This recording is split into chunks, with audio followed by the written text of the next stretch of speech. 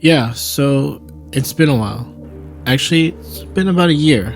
Around the time I really hit burnout, I quit social media quietly without a goodbye post.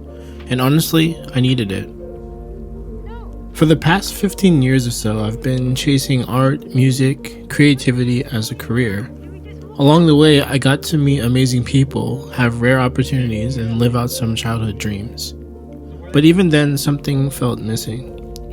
I was exhausted, burned out, and I realized this is something a lot of creative people go through.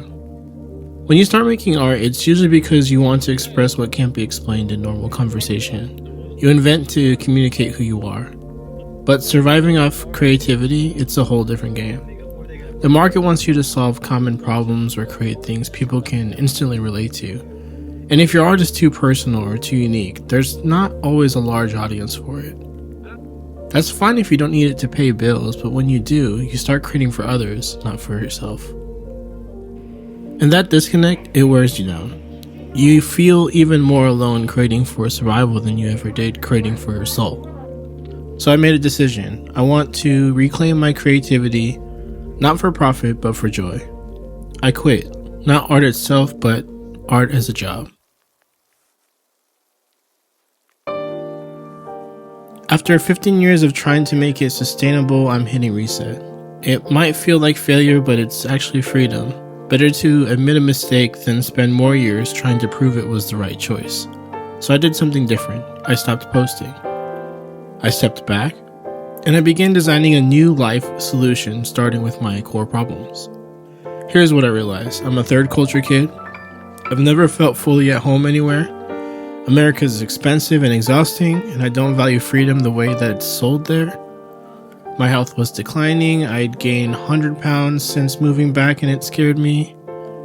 I wanted to raise a family and need a place where that's possible, safe, and supportive. Growing up in Korea and Germany, I actually felt relieved when I moved to the US as an adult, but what I didn't expect was the reverse culture shock. The system felt isolating, expensive, and full of pressure. In contrast, many other countries support smoother life transitions, less capitalism, more community. In a lot of places, people just try to make enough to live well, not endlessly hustle to get more while others suffer. That idea stuck with me. I wanted to live in a system built for people, not for profit.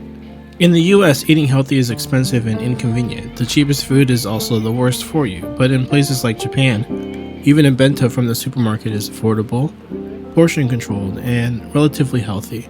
I didn't want to sacrifice taste, I just wanted to eat better and feel better, and I knew I couldn't do that in the US. I think the best part of my childhood was in Korea. In many Asian countries, the focus is on community over individualism. Even in huge cities like Tokyo or Seoul, it's safe for kids to roam freely. There's a trust in society between neighbors that I didn't even know I missed until I left it behind. A year ago, I quit social media. Around that same time, I decided to move overseas. I left the US, gave up on art as a career, and moved to Japan to start over, to live simply, and to learn to love creating again for the same reason I began, expression. This channel isn't about going viral, it's here so I can document my new life, reflect on my growth, and hopefully encourage others who feel lost or burnt out too. And if any of what I share resonates with you, then I hope it pushes you to live more fully too. I want to help my neighbors, so this video is also translated into Japanese. It'll be sharing my journey of reclaiming life after burnout, learning Japanese and integrating into life here, and creating again without pressure. There'll be lots of new experiences, and I'm excited to share them. And if nobody watches, I'm just glad to be creating again. じゃあ、またね。以上です。本当だ、エリック、ポークだけ。